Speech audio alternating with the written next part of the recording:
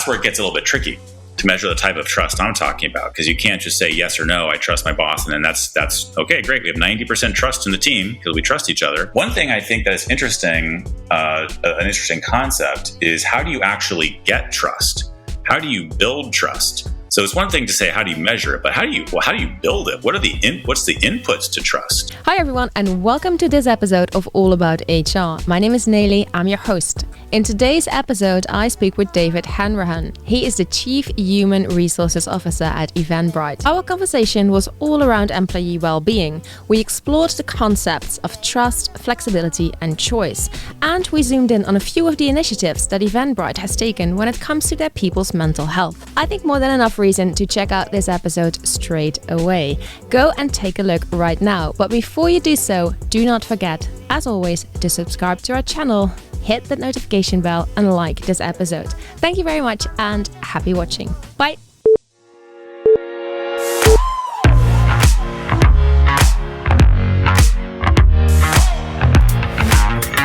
Welcome to another episode of All About HR. Hi everyone, and welcome to a brand new episode of All About HR. My name is Nelly, I'm your host as always, and with me today is David Hanrahan. He is the CHRO at Eventbrite. Hi David, how are you? Hi Nelly, I'm good. Glad to be here. I'm super happy to have you, David. Now, I saw that you have an open position for a head of total rewards. Where can I apply? Yeah, eventbrite.com and our careers page. I'm looking at candidates now all over the place, and I'm excited to meet a lot of people as part of this search I just opened. Yeah, I saw that. So for everybody listening in, if you're curious about this, do check out David's LinkedIn, because he posted one of the cutest and I think funniest adverts that I've seen in a while, so do go check it out. David, back now to you and Eventbrite. You run the Brightland Experience team as the company's CHRO. In a few words, how would you describe the Brightland Experience? The Brightland Experience is an experience where a compassionate culture wrapped around an important mission. So that's what we hope for our Brightlings when they join, that they're going to get a compassionate culture wrapped around an important mission. And that mission is to bring the world back together through live experiences. And I think a lot of us have felt disconnected from our fellow humans over the past 18 months or so because of the pandemic. And, we hope to solve that. Yeah, I think that's very true. I think a lot of us did feel disconnected from our fellow humans over the past 18 months.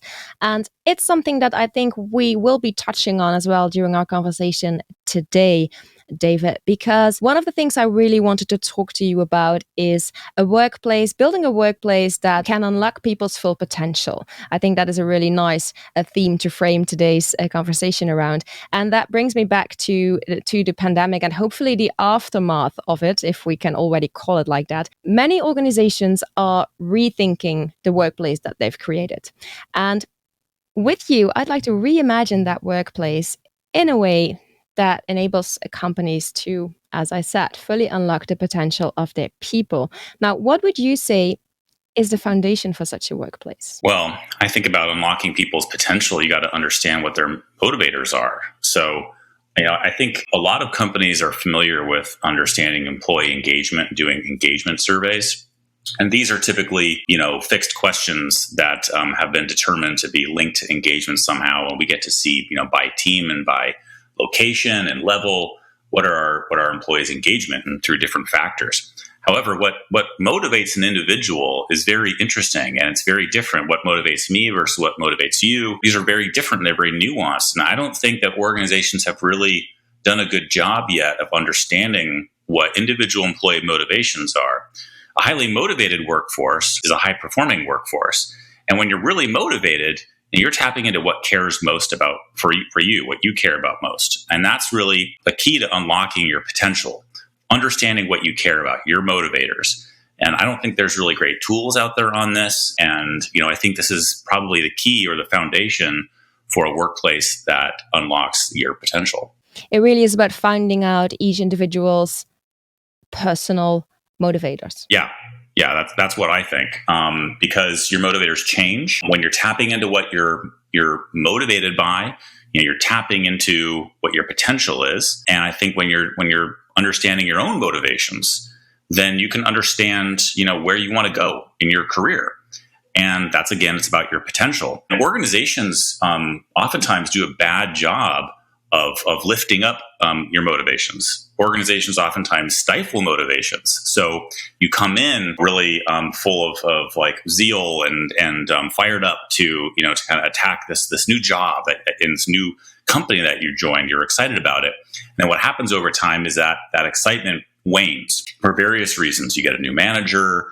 You start working on something that you really don't like to do, and your motivations get stifled by organizations. So if organizations were oriented around better understanding what you're motivated by, marrying those motivations to the work, right? Because there's a key to not only understanding your motivations, but then marrying it to the work. How do we take what motivates you and apply that in the workplace? If we did that, we thought about that as really our key in a workplace that's tapping into your potential, I think there could be really great things that come from that, but I don't think most organizations think that way. I'm going to hold that thought, David, and I'm going to come back to that in just a second. There's one thing, though, I wanted to ask you first here, because when we talk about this, our personal motivations and what really gets us up in the morning, I'm going to put it that way, for instance, it does imply, though, that we know from ourselves what that is, right? And I think that a lot of people, they aren't necessarily aware of what that personal motivation is.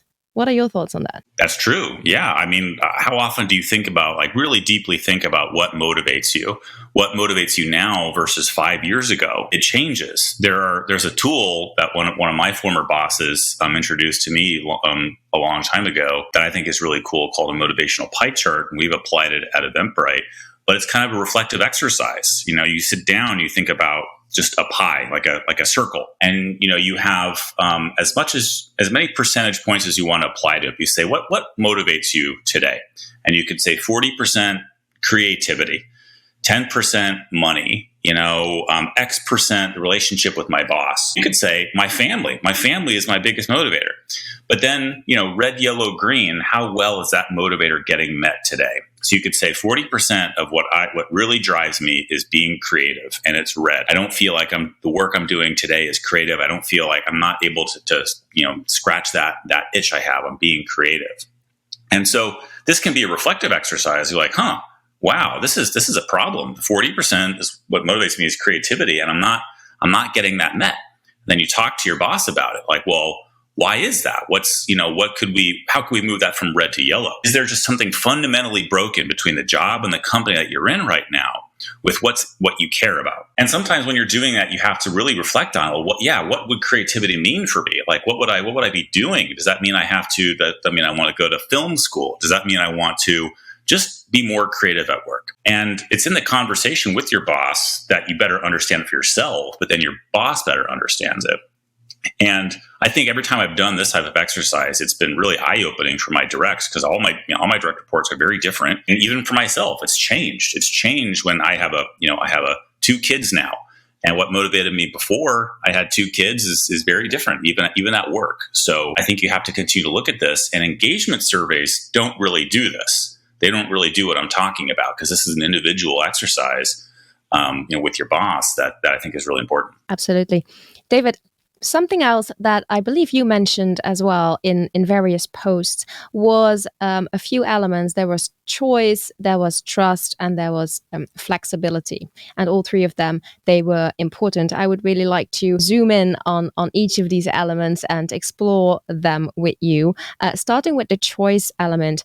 Now, how do you actually make that happen as an organization? We have a training that we put together in the middle of the pandemic. We realized that leadership was going to be important now more than ever, and we already knew that before the pandemic. But certainly, amidst a pandemic, when people are frightened and there's a lot of strife in the world, things are changing. We knew that leadership was going to be really core to how we were going to navigate through the pandemic as a company. So we came up with a leadership program called Lead to Win, and it has 9 leadership principles. And in those principles, really inherent in them, is understanding yourself first before you understand your team. And when you understand yourself, that's also about your motivators, right? As an individual, as a leader, like what motivates you, what you care about, what you believe in. And then eventually we'll talk about understanding your team. And understanding your team includes a concept that we call start with empathy to build trust. It's kind of wrapped up in the notion of vulnerability and understanding what you care about and what motivates you, but then understanding your team. And so flexibility and choice, I think, are wrapped up in this concept of empathy.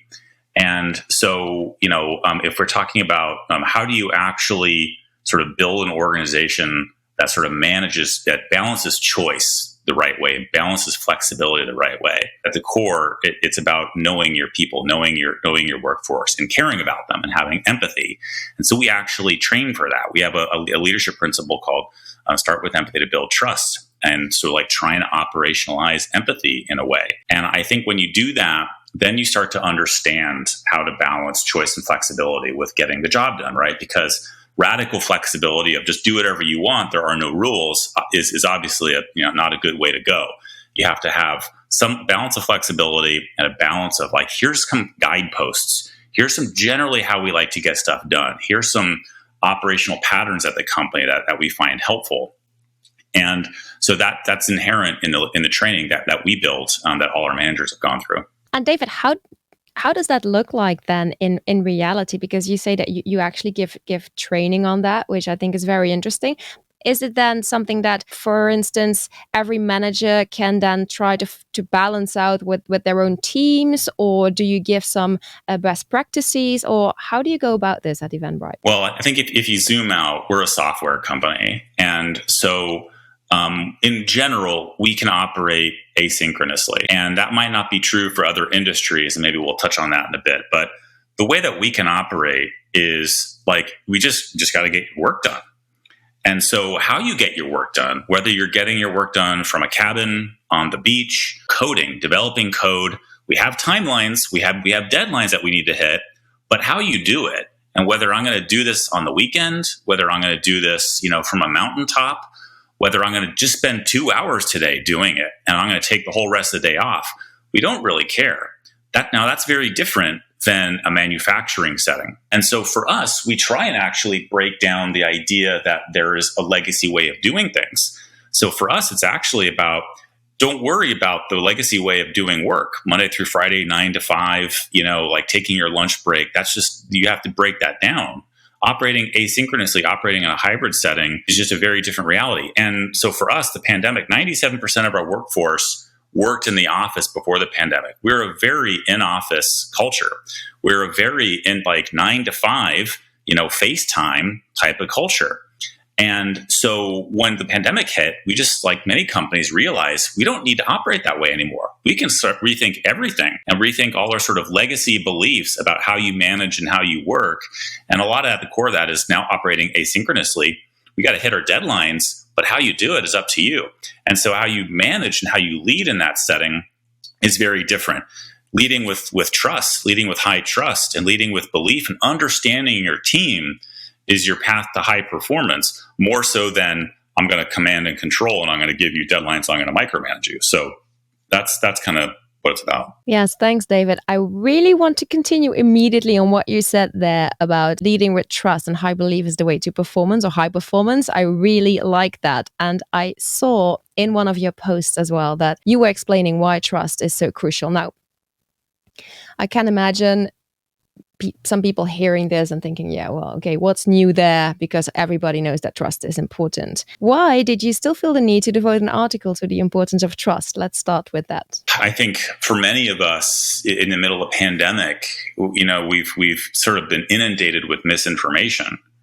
And so misinformation exists at work too. We're not immune to that once you open up your laptop and you start working. We're living in an era of misinformation and eroding trust in leadership figures in corporate setting as well. We have eroding trust in institutions. And so I think a lot of people who wake up and watch the news and then go into their laptop and start working are questioning everything. And so, trust is no longer inherent. I don't inherently trust, my leader. I don't inherently trust my organization.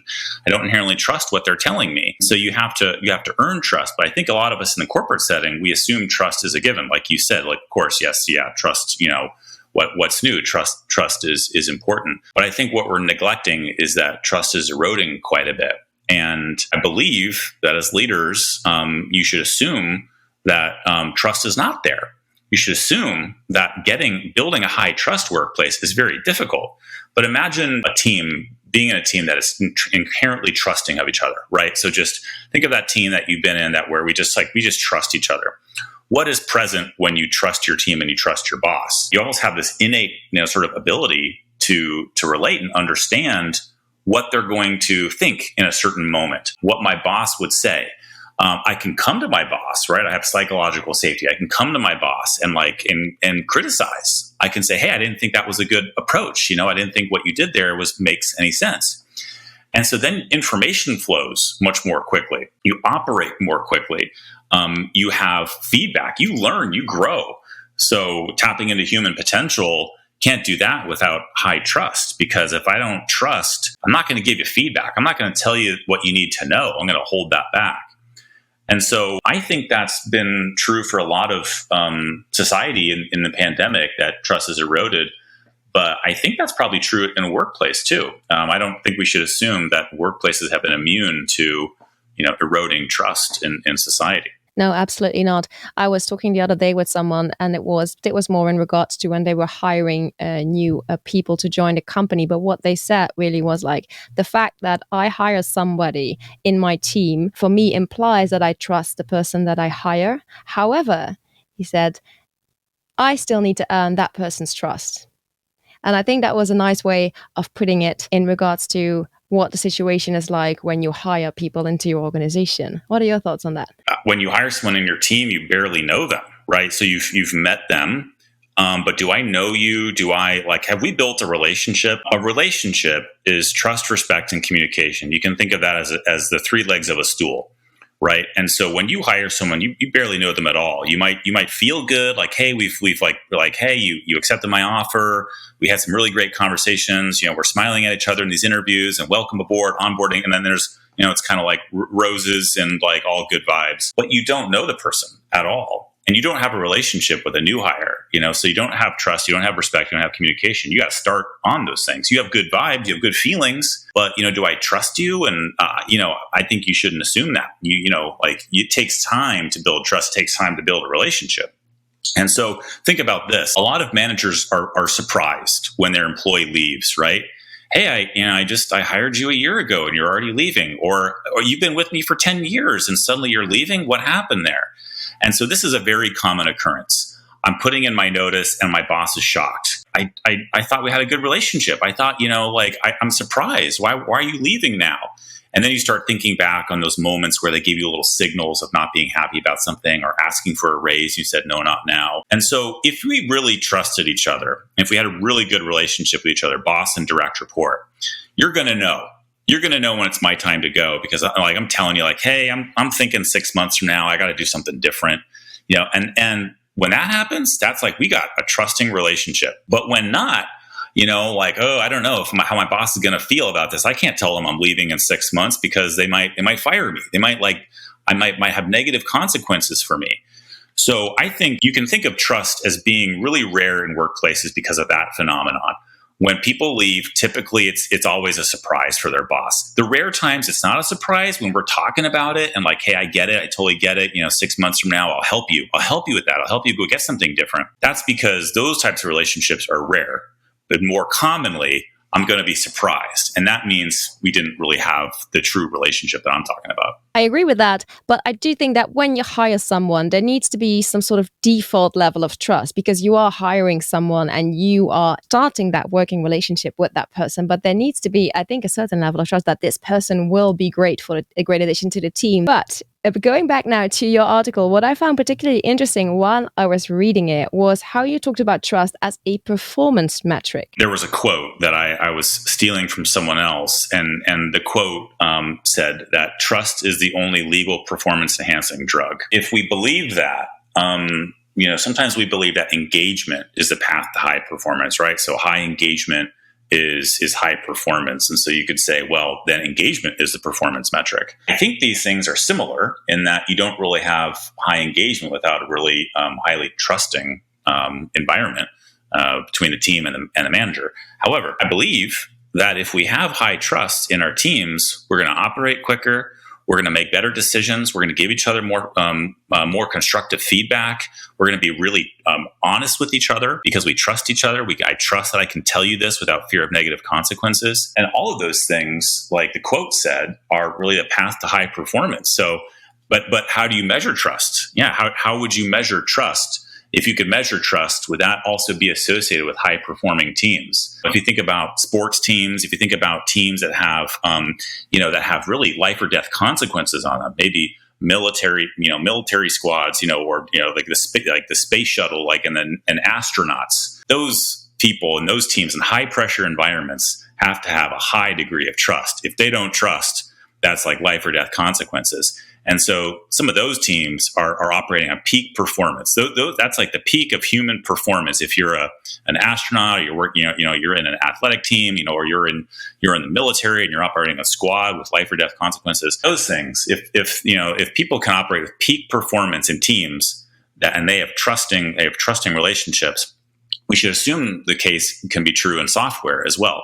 That if we can measure our trust as a team, probably associated, with high-performing teams, would just be my belief, but maybe I'm wrong. Do you have an idea about how we could measure that? I mean, certainly, you could just say, do you trust your boss? Do you trust your team? But I think what you talk about at the beginning is certainly true because there's different levels of trust.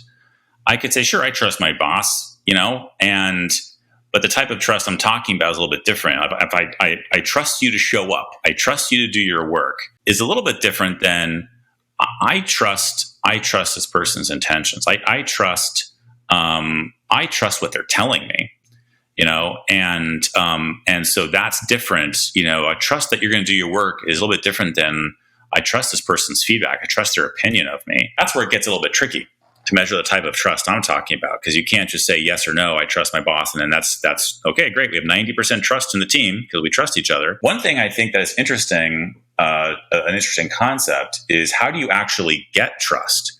How do you build trust? So it's one thing to say how do you measure it, but how do you build it? What's the inputs to trust? One thing that we talk about in our leadership training is start with empathy to build trust, right? So I talked about the beginning, like what's the brightening experience? It's about being in a compassionate culture wrapped around an important mission.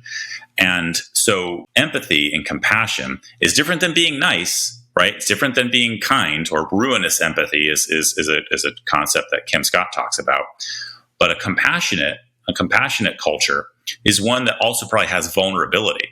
Right. So if your leadership team is routinely vulnerable and they talk about what their own hopes and fears are, what, like struggles that they're dealing with in their life, and sort of shows you what it means to be a human, your leader is humanizing the workplace and is showing up as a human, then I'm going to start to trust you a little bit more because, okay, you're a human, you're a good person, and I'm going to trust you a little bit more. And then therefore I'm going to give you a little bit more of me, of myself.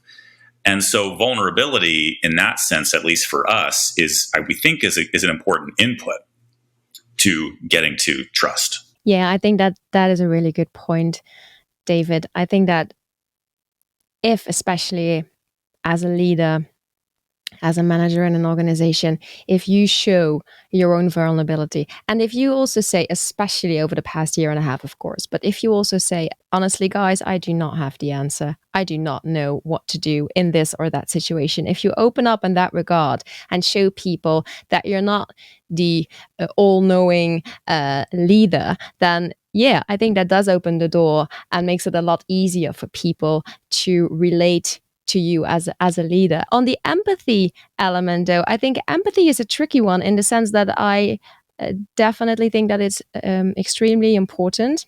But empathy, I'm not sure if it's something that can be taught. I don't know if empathy is innate versus can be taught. But certainly we've had moments where we've been confronted with human life with our team. Someone's parent passed away. Someone is suddenly very seriously sick, or their child is sick, and we have these moments where suddenly like life comes back. It's not just work. It's like, okay, this is real life, And so what our CEO will routinely drop everything she's doing when she is aware of one of the employees is dealing with something serious. So she role models what it means to be a compassionate leader, to be an empathetic leader, and others pick up on that. Others pick up on, hey, if this is something my leader is doing and cares about and is a good human, role modeling is a little bit like teaching. If I'm kind of role modeling what we care about, actually care about each other, then I'm going to pick up on that. I think we can also teach people little tricks to get to know each other better as humans. And so an example would be one of the things that we do at Eventbrite. We have a little management tactic that we call "How are you really, really doing?" And there's a pleasantry that we always do in one-on-ones. We say, "Hey, how are you, Neely? How are you doing? How was your weekend?" "Oh, it was great. I went on vacation, whatever." But we say, "How are you really doing?" And you give a moment there, just a pause to say, "How are you really, really doing?" Something might come from that. Well, my father's got Alzheimer's and it was kind of a rough weekend. And so I've been really distracted by that. So if you see that I'm distracted, that's kind of what I'm dealing with. And so, what we suddenly start to surface when you really care and you have a tactic like that, we say, like, "How are you really, really doing?" Because I want to know. Suddenly that's a different conversation. And that's a simple thing. So I don't know if that's the same as teaching empathy, but it's certainly giving people little nudges to go in certain directions with your workforce through role modeling and little sort of things that we do that suddenly change the conversation a little bit. Yes, the conversation, and I think also eventually the behavior. So that's a nice example that you gave there, David. Moving on slowly but surely now to flexibility as well. I think we all understand flexibility in regards to working from home, of course, but I believe that at Eventbrite, flexibility goes beyond being able to choose where you want to work from. What role does flexibility play in creating a workplace? Creating the Brightland experience, actually, but that fully unlocks people's potential. Well, let's take the opposite first. The opposite is a workplace that has a lot of rules. This is the sandbox. There's a very limited way you can operate. You can do your job. I'm going to tell you exactly how you're going to do your job. Certainly, there are a lot of jobs out there we can think about. Some of them, there's probably a lot of unavoidable jobs where you have to follow the rules. Like you can't fly an airplane in your own sort of creative way. You got to follow the safety rules, right? So I got to get the plane up. I got to, kind of put the ailerons out. I got to turn the gas. But now that's a little bit different than the flexibility I'm talking about. The flexibility I'm talking about is unnecessary rules in software companies. There's a lot of them. There's a lot of unnecessary rules. I'll just give you an example, like Monday through Friday, 9 to 5, the schedule. Take your lunch break. We all take our lunch at noon. So there's those little traditions that we have and legacy things that we do in workplaces that are kind of silly at times, right? That's different than how you fly an airplane. There are rules that we have in place. They're either written or they're unwritten rules on how you're supposed to operate. And so flexibility is, rules get in our way. Rules like, if I have a certain way, I think we should do this, or this is the way it's always been done, but I think there's a better way. This is the way it's always been done is a barrier to improvement. And so flexibility is hey, there's, everything is open for improvement. There are no rules. Let's just say that. Now the complete opposite end is there's no rules. So when there's no rules, there's chaos, right? But flexibility, when we move in the direction of flexibility, we say then that, that we can throw the rules out the window. And we can innovate, and we can sort of show up to the customers in a different way. We can ship new products. We can do away with things that are no longer the right way of doing them and no longer the right way of building the software. And so a lot of developments in software, moving from waterfall to agile, just as one example, have been about throwing those rules out the window. And so flexibility and unlocking people's potential is, I trust you to know what's the best way to operate for you. What's the best way you're going to build this code?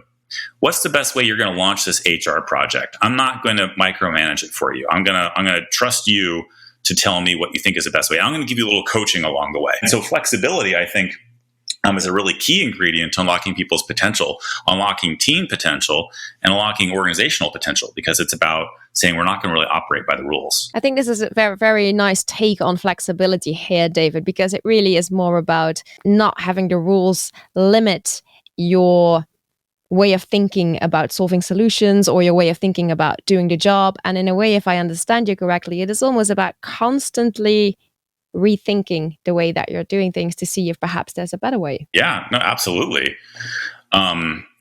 Think about meetings, and I got to be in all these meetings, right? So during the pandemic, the amount of time that we've been spending in meetings has increased dramatically. There's a report that Microsoft put out because they're able to measure how many times, like how much people are in meetings. The amount of written communication, the amount of time that we're in meetings has increased dramatically. Now, is that a byproduct of moving to asynchronous work and hybrid working? That would be bad, because when we're in meetings, an engineer is really not getting a lot done when they're in meetings all day. And so a new thing that we're going to have to grapple with is, do I have to be in all these meetings? Because like when you're an employee and your boss is calling a meeting or other leaders are calling meetings, I'm going to go to them because my boss called this meeting. But maybe if I had a flexible workplace and we trusted people to say, hey, skip meetings that you don't think are going to be good for you, or your attendance is not, it's not really required, then imagine the amount of ability like that frees up for the person to go do what is important. And so, in companies that have a very command and control culture, I got to go to all these meetings. But in cultures that want to sort of believe in flexibility, maybe I don't have to go to this meeting because I'm not going to be helpful. And so I'm just not going to go, and I'm going to do something more important. That's one other sort of like simple example of flexibility that I think is important in the pandemic, given how many more meetings that we're having nowadays. Yeah, absolutely. And I am actually going to move us here, David, from meetings to mental health. Not that I want to imply that meetings have bad influence on people's mental health, but there is a lot being said, of course, about mental health. It's really getting a lot more attention. That is, unfortunately, it seems a negative consequence of the pandemic, and many people feeling isolated often. So mental health has been increasingly getting a lot of attention. Now, at Eventbrite, I've seen that you've put in place some really great initiatives in this regard. So there are the Burnout Bright Camps and the Bright Breaks are among those initiatives. Can you briefly tell us what these entail? Yeah. So, we found, like a lot of companies, that people were burning out in the pandemic. Incident rates of anxiety and depression were spiking in the pandemic, and they were actually already increasing before the pandemic. So something that, we as a society were already facing as a pretty significant issue. And so, it started with us talking about it, acknowledging the stress and anxiety that people were dealing with everything from the pandemic, but also climate change, social justice issues, like, misinformation, social media is a big root of this. And so what these programs entail is trying to break us free from our computers for the most part, right? So like we're stuck on Zoom, we're bombarded with information that really worries us. And we need to acknowledge that, number one. And this is about compassion and taking care of yourself and your family first. And the Bright Camps were conversations about acknowledging this, acknowledging what people are dealing with and what do they do. And so a lot of this in the Burnout Bright Camps, which is really just a series of talks led by one of our engineering directors, Nick, it was about what are you experiencing and what do you do? And so people share openly. I go for a walk 15 minutes every day, and it's done wonders for my mental health. I exercise, or I talk with a therapist, I get professional help. And then from that, we realized, gosh, people need to be sort of freed up. They need to be freed up because of this work. Like, workload's increasing. We're having more meetings. We're having more meetings, and this is really high pressure and stressful. So Bright Breaks then became, a pilot. Like, let's see what would happen if during the pandemic we take the first Friday off of every month, the whole company. From that, we learned that our employees valued this greatly, and it was one of the most universally successful programs that we launched. First Friday of every month we take off, just to take care of ourselves, to go recharge. But the Bright Breaks were really just breaks, just taking time away from work. And a lot of companies have since experimented with some things like this, and even some companies are considering going to a 4-day work week. But at the core of those is really compassion and taking care of yourself first and your family first. And that, like, doing these things was really rooted in those things as opposed to rooted in something else. It was rooted in compassion. We are getting towards the final part of each episode. So, David, I would like to start by asking you about an epic win that you would like to share with us. An epic win, I guess I'd like to share because it's very top of mind for me, is our culture has really rebounded since the start of the pandemic. And we just talked in our all hands yesterday about how improved our morale is. So when the pandemic first happened, we went through a major restructuring as a company, like live events. Our core business model was on hold. And so last summer was a very dark summer, not only for us, but for a lot of people. But for us, certainly, it was a very dark summer. And so our morale has really rebounded. We measure it, on a 100-point basis, and it's rebounded by 20 points year over year, which is pretty amazing. And there's a whole bunch of factors that have improved dramatically. Everything from how we direct resources to our leaders and our leadership score and our leadership factor.